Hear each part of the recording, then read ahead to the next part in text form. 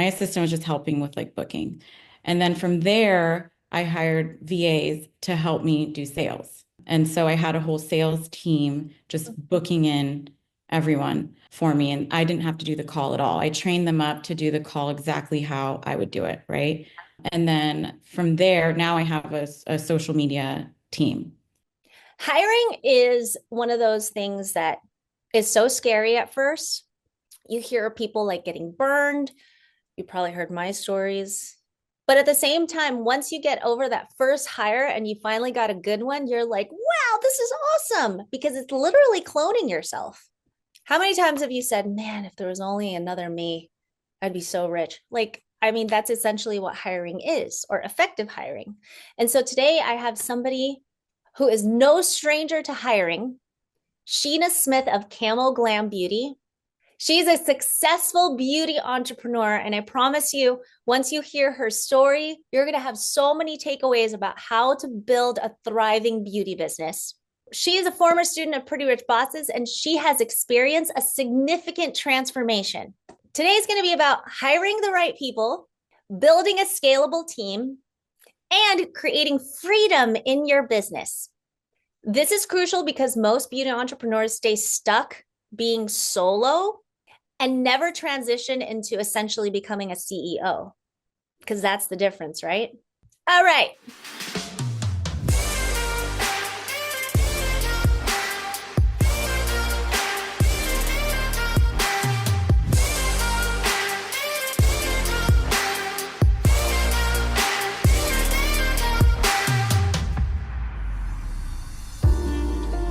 Welcome, Sheena. I'm so excited to be here. Thank you Okay, for having me. you look gorgeous.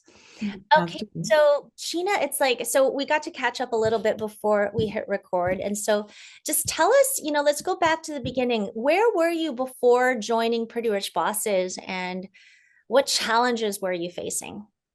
So before I started with PRB, I was kind of just doing everything on my own. I opened a business, I had a tummy tuck scar, and I thought scar camouflage would be the coolest thing because skin color ink, like a million other girls probably have had tummy tuck surgical procedures just like me. So I started doing scar camouflage just as like a side hustle. I'm a nurse first. And so I just kind of wanted something that would give me more flexibility, more freedom, and just build my schedule around my son and have not a 9 to 5, but just a whenever I want to work. Mhm. And so it was more of a fun thing. And like I found a problem that many people had that no one offered in Sacramento. So I went to LA, took a class, brought it back here to Sacramento, and it kind of just blew up from there. And so I had my first year, I made maybe like 40,000. Mhm. And so I knew because I started to get like a lot of buzz going and a lot of people in, I knew I had to hire a team. But Yeah. I had no idea how to do that. Like, what am I doing? I don't even know what I'm doing. This is just a side hustle, right? And so when I seen you had the Hiring 101 course, I signed up for Pretty Rich Bosses and you helped me learn how to create a contract and for employees, how to hire, how to scale your business, how to delegate tasks, just an employee handbook. You had everything you needed Mhm. to start a hiring process. And so now that I have that foundation, it's there, I have that background, I can, rinse and repeat from there. Because I've hired so many, but I've also fired so many as well. People quit, it's been such a journey, Mhm. roller coaster. No kidding. And it's But I not, love it. it's not going to end, but it's not, I know. when people who are new in entrepreneurship, like they're so like, I don't know, it's like training wheels, right? And so they ask like, does it ever get fun? I feel like it's always fun. Yeah, It's I mean, it's Yeah. like super hard. This is hard, of course, just like nursing is hard, but it's way more fun hard. This is my type of hard. Yeah, I think a part of it is just like not taking it too seriously. It's like, see, I just see my phone kind of like a video game. It's like, Yeah. but it's like real life. It's kind of weird. So now my team is, oh, Sheena, we're like at 40 team members now. Oh my gosh. A lot. It's a lot. And so I'm closest with the people I spend the most time with just because, they're the team leaders. But, I hear what you're saying about how like now you've had so much experience that you've hired a lot of people and fired a lot of people, and now you have so much wisdom to give to people who are afraid, who might be afraid of hiring or afraid of like stepping into the next level.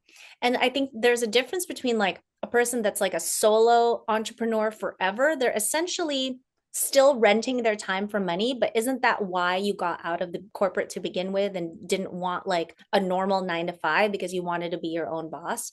But Yeah. it's essentially still renting your time for money. And what makes you a CEO is by being a talent scout and hiring and delegating. So at what point did you realize that you couldn't do it alone? And what was the first step that you took to hire? I just felt like I was getting a lot of calls. I was taking the calls on my own and I couldn't sell and do the service. Yeah. I'm like, I need someone, at least an assistant, to just help me take the calls, book the consults, do the booking, like appointment setting, right? So that was kind of the first step is hire an assistant. And then from there, when I started doing the academy, Camo Glam Academy, I started noticing people that were, really excelling in my class. So I would start to hire students on as artists under me. Oh, that's That what I did way, too. yeah.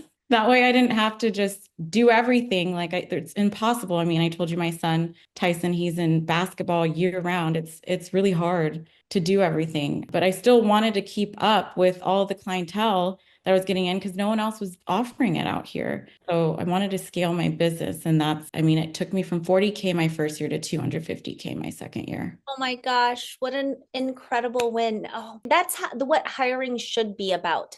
It should Mhm. be about, you don't just hire to offload certain tasks, but it should also help your business grow. Yeah. Whoever it is that you hire shouldn't cost you money. It should also make you money. So Yes. that's how you know it's a good hire. Okay, so we have three machines here at Pretty Rich Bosses, and I'm sure you're very aware. So there's three machines in your business that you need to be aware of. And it's basically you can troubleshoot anything in your business by just focusing on the three simple machines, which is marketing, which is client attraction, that's just visibility. The second one is sales, which is conversion, the cash flow engine. And then the third machine is services, the fulfillment machine. So, have you implemented building those three machines in your business? And which one did you start out building? And then Mhm. which ones did you end up delegating to other people? I started off with hiring someone that could do the actual service so that there was two of us Fulfillment. doing it after my assistant. My assistant was just helping with like booking. And then from there, I hired VAs to help me do sales. And so I had a whole sales team just booking in everyone for me. And I didn't have to do the call at all. I trained them up to do the call exactly how I would do it, right? And then from there, now I have a social media team.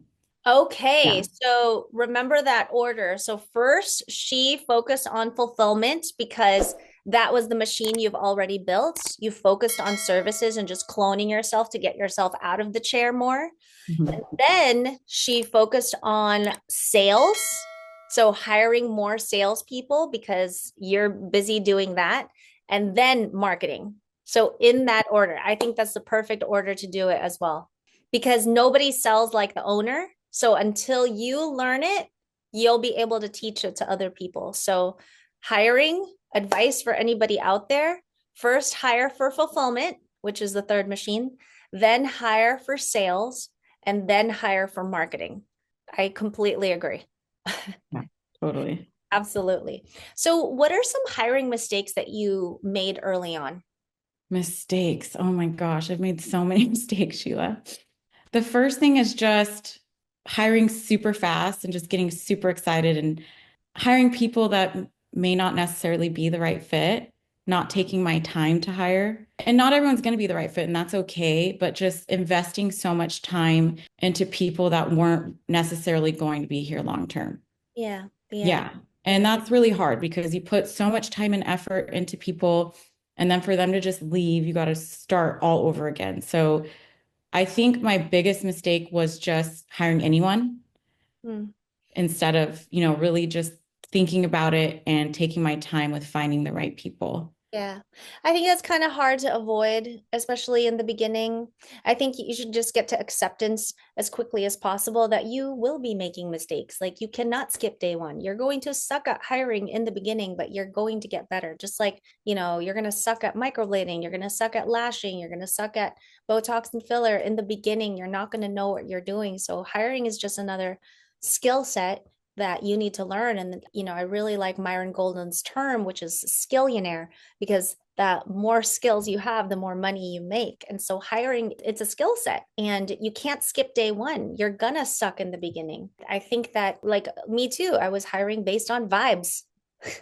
I would hire people Yeah. that I wanted to be friends with because I was lonely and I have trauma about that. And, I just wanted to belong. And so instead of hiring based on, again, skill set, even like when I have executives that do the hiring for me now, when I have executive leaders, I find that the younger or the greener the executive is, they hire people they feel like easier to tell them what to do versus the most skilled.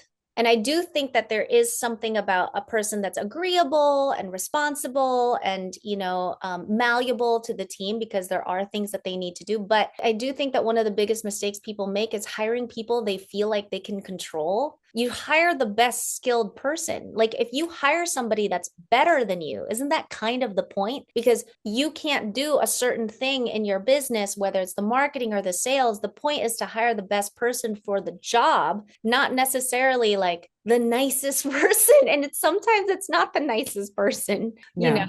Yeah. Have you made those mistakes hiring based on vibes? Oh, yeah, totally.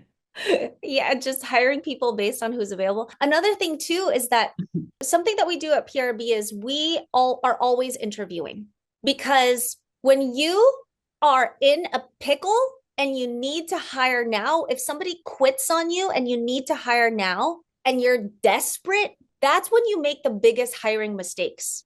That's why always be interviewing, always be accepting resumes.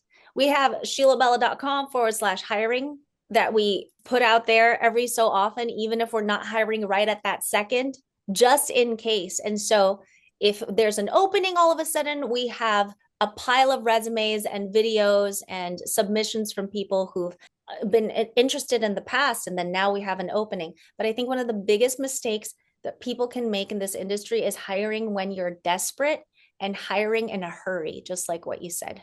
Yeah. And now I'm at a point where it's like I'm so good at hiring because I've done it so many times that I have people I can finally feel like I can trust. Oh, so tell us Like, about so how did you get so good at hiring and what tips do you have for people that might just be starting out? honestly, you just have to do it. You have to do it and make those mistakes, like you said, because there's no way to just teach that. You just have to go through the motions and learn the hard way. I don't regret anyone that I've hired. I Mhm. learned so much from it. I grew from it. And I guess just asking the right questions in the beginning, like, where do you see yourself in 5 years? What are some red flag answers? Just like I want to open, I don't know. I have no idea. I think a red flag answer is definitely when you're interviewing and you ask the question, where do you see yourself in 5 years? And they say, now anybody that sees this is going to lie to me in a job interview. And they say, opening up a business just like yours. Like that's not what I'm hiring for. I'm not hiring I don't want to hire other entrepreneurs. I want to Just hire for you. Yeah. other intrapreneurs who want to be a part of a team for the long haul Mhm. because it's like, yeah, why would you do I've had that answer given to me so many times from people who've wanted a job and I'm like, so what's your even not even 5 years, so what do you see yourself doing a year from now? Honestly, Sheila, and they think it's flattering and it is, but they're not a very seasoned interviewer because they'll say like, I want to be like you, I want to open up a business just like yours. Why in the world would I hire you? World would I hire you? I need you to be here. You know what I mean? I'm not here to give you free training essentially on how to do what I do, although that is what you get. But, I want somebody who's going to be a part of the team for the long haul. So, I mean, listen, now that I've put it out there, if you do a job interview with me, that is the wrong answer. I mean, put yourself honestly in the position of the CEO that's doing the interview. You want somebody that's going to be loyal, that's going to be with you for the long haul, that is in it to grow with the company, with you, and be part of a thriving team. And unfortunately, for these people who say they want to build a business just like mine, and I think what they will find is they too can't do it without a team, because I can't do it without a team. Yeah. So, whatever my gifts are, my team has another set of skills that I don't have. And together we're like Voltron. We're like, and so we form like a complete business. But to be honest with you, there's no way I would make multiple six figures a month without this team. And there's no way. And the thing is, what's great about it is that you hire people. Now I have people in my corner. We all recognize that we would be so screwed without each other. Like, we all recognize that. And that's the kind of culture and mentality that I look for when it comes to hiring and building a business and building a team. People who I don't need to teach that to. They already have the common sense that, oh, I can't do this alone because I'm good at this, but I'm going to need the marketing. I'm going to need the sales. I'm going to need the copywriting. And we have all those departments already in place. So you might end up making the same amount of money or less doing it by yourself. Yeah. Without, like, I just love this team, and I think this team just loves each other. And so, I mean, I'm sure you feel the same way about yours. You said that you have really good people working for you now, right? Yeah. Oh, that's Yeah. awesome. I have a really young girl who just like, she just wants to stay with me and learn from me, but stay here forever. And so she's so cute. Yeah, I think it does fill a little void, I have to say. Like, like always wanted little sisters. But that's another topic, like not using your business to fill your emotional needs. Don't do that. But I do have to say that, to some degree, we are human. And so, like, I do think that it does do that to some degree. Just make sure it doesn't like replace your real friends and family. But there is that fulfillment aspect. So for those of you who are afraid to hire, thinking like, oh, it's not going to be fulfilling, there's a very fulfilling element to it, especially once you find the right people. So Sheena, my next question to you is, do you have a system for hiring now? What are some things that you do to set clear expectations? Yeah, so I pre-recorded like on Vimeo, like all of my expectations and all of my systems that I do have in place now for how we track sales, how we track performance. I use Trello and I learned a lot of this through PRB. Yeah. Jess was so great, my coach. Yeah. So Oh. they have to go through that, onboarding training now. And over time, I've just built this vault like you have yourself. And I've just built on it and just edited it and fixed it up to where people are able to understand every single detail that there is to their particular role in the job. Yeah.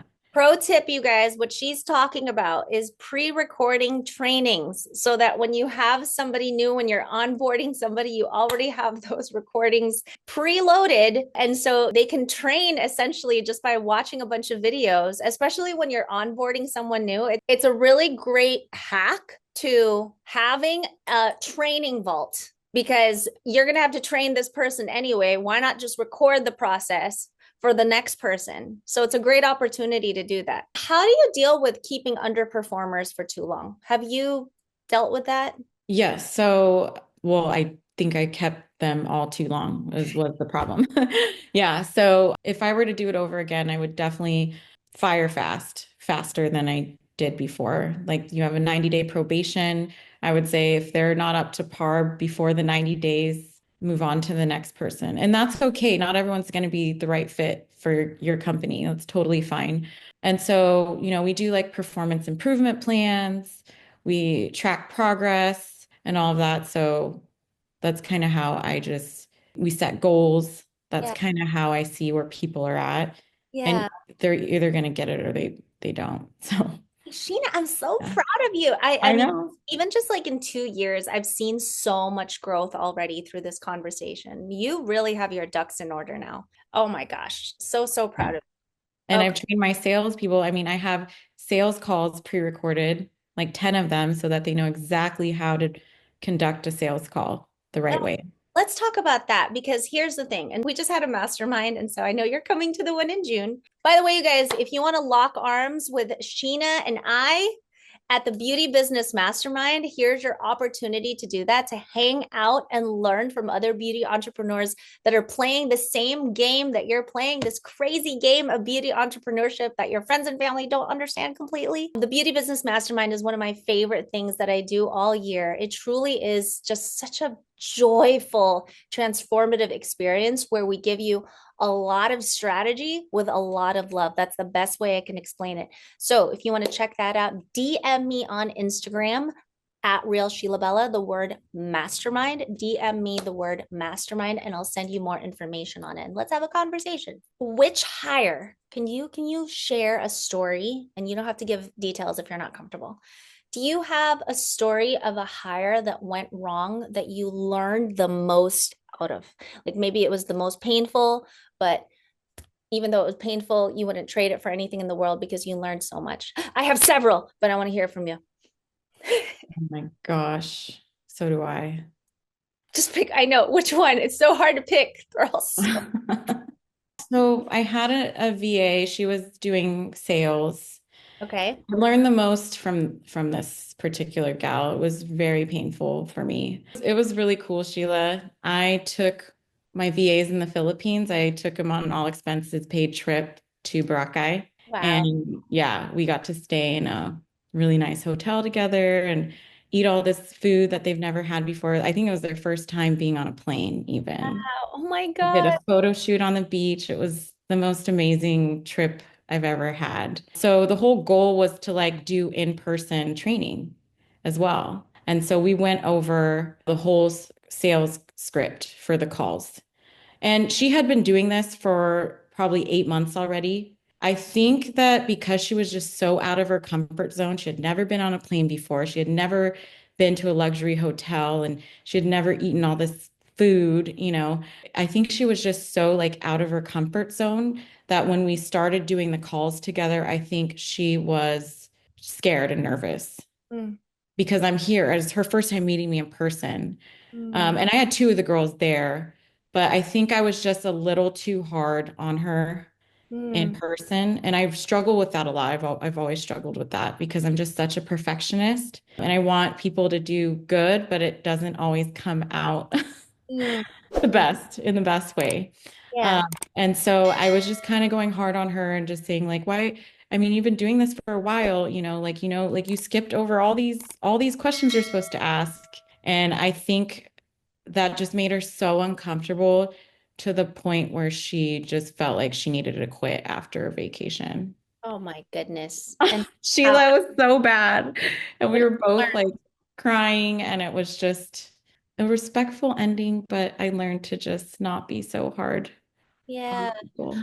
Thank you so much for sharing that, Sheena, because I think Yeah. a lot of people don't, I mean, that's a mistake that I've definitely made that mistake. And so I think it's just a learning curve. And I really respect you for sharing that because it's such a vulnerable thing. Like you're owning up to a mistake that you made. I can relate to that. I think I'm more lax about things because I don't tend to take things that personally until it's actually personal. And then it's Yeah. like, okay. But I do think that, in the beginning, I hired like somebody that was cheating on their husband and then had a baby, another from the guy she was cheating on with, and then passed it off to her husband as his baby until he found out. And because the baby was the wrong color, this Oh my it gosh. exploded. It dominated a lot of our work time. Yeah. This was early, like early, entrepreneur days, like the first year. But it dominated so much of my time and my energy. And I don't even know if she worked all that much because I was trying to help her figure this out. Yeah. So, but that's the thing too. This is what happens when you use your business to fill your emotional cup. So you forget that, hey, this is a business. We should be working. And then, still have room for those personal conversations, but at the appropriate time. I should have been harder on her. For like that. But I was so distracted by this, telenovela going on before my eyes. So anyway, You're opposite of me then. yes, I think so. Because I find that when my team genuinely feels bad when they mess up, they genuinely do. And also, I've learned to place people in their natural gifts. So let's say I hire someone who's supposed to be in sales, but I realize they're more creative and move them to creative or move them out. I just know what you can do naturally. So that way we're not fighting all the time. And that way I'm not like, why aren't you getting this? It's like, no, clearly her gifts are here because we all have spiritual gifts. And so somebody might be really great on the phone. Also, like with sales, speaking voice is very important. I might have somebody who's, great at sales, but doesn't have the right speaking voice. That person should write copy for sales. But, it's like you sound like you're 12, like no one's going to respect you on the phone or it's going to be Yeah. harder. You know what I mean? So, Yeah. yeah, I do think that part of that, the solution for being hard on people is really just focusing on people's natural gifts and not expecting more than that. Knowing Lean that, into their strengths. yeah, people are doing their best. Like, I do assume, I have just the immediate assumption that people are just really trying to do their best on the job. They want to do well, they want to do so well, and then even their best falls short, and then they're like, why? I is also, here's the thing, if you don't place people in their gifts, if you don't place people in their areas of talent, they're gonna feel like they're bad at their job, and that's discouraging, and they just spiral to feeling worse and worse and worse about this. And they're like, what? I don't want people to feel that way at work. I want them to feel like they're in their gifts and they're winning. And so I think part of being a CEO is, like I said, is just, I would say it's kind of like a talent scout, but it's also like being like a casting director. But it's also honestly a really deeply spiritual and emotional intelligence, I think, and journey that you have to go through with people to identify what their gifts are. And that means loving people and getting to know them and really witnessing them on a high degree and seeing, like, let me see, what are you really good at? And I think that's why these conversations and having deep relationships with team members is really important, so that you can nurture what their gifts are and uncover what they are, so you can place them in their area where they feel like they're winning every day. I Yeah. just got this book called Radical Candor. I don't know if you've heard of Oh, it. yes, I've heard of that. Yeah, and it's about finding that balance between not being too strict, but not being too lax. And so I'm excited to read it. Oh, yeah, Danielle. Okay, so what would your final advice be to beauty entrepreneurs who are scared to hire? You have to hire. You need help. You have to delegate tasks so you can continue doing what you love. And so you can grow your business and scale. You need to get into it. Yeah, Yeah. and you said that all of this started with hiring 101 and then joining PRB. So, Sheena, if someone's listening right now and they're feeling overwhelmed, stuck in their beauty business and thinking, I need help, but I don't know if I'm ready to invest in Pretty Rich Bosses, what would you tell them? Oh no, you should invest because you need to hire the experts that know what they're doing, have been through it before to Mm. get to where you want to be. You can't just go into it blindly. So definitely make the investment. It was totally worth it. Like I said, I mean, went from 40,000 to 250,000. That could be you. Don't Mhm. give up. A lot of people I notice just give up before it gets good. Mm, So yeah, don't give up. Hire people, yeah, delegate the tasks, and yeah, that way you can have more freedom and flexibility for yourself. yeah. And you're gonna go through the hurdles that I've gone through. You're gonna have to fire people. People are gonna quit on you. It's gonna be painful, but once you're able to get to a level where it's streamlined and you have that foundation like I do, Yeah. then you'll get to the right people eventually, to the people you trust. Oh, I totally agree with you there. Spoken like a seasoned entrepreneur. You just got to get through this building season, and then you'll have your three machines: marketing, sales, and fulfillment, and then you'll be free. Yeah. Oh my gosh. Yes, you guys, you heard it from Sheena. Don't wait until burnout forces you to change. You guys got to take control of your business now, whether that's hiring or getting mentorship or, upping your marketing game, whatever it is. We're not even saying you need to work with us, but get the help. Don't just sit there and like wait for things to change. You actually have to be proactive about getting the help, whether it's with us or with someone else. But please, better your life, better this industry. The better this industry is doing, the better it is for all of us. So thank you so much, Sheena. How can we find you and how can we work with you? So you can find me on at camoglam.com or at camoglambeauty on Instagram. But I want to thank you for having me here. This is such a full circle moment for me. I started as a baby business and had no idea what I was doing. And so just to even be invited to be on your podcast just confirms that I'm on the right path and I've done all the right things. It's a huge deal to me. So I'm Oh thankful my for God. you. Sheena, I just adore you and I've seen so much growth in you and it's such an honor to have been a witness to it and to have been a part of it. We're so proud of you and we love you and I can't wait to see you at the Beauty Business I know, Mastermind. I can't wait to see you. Okay, you guys, until next time. Okay, if you enjoyed this video, you got to check out this video right here, the top 3 investments that beauty entrepreneurs need to make in order to scale.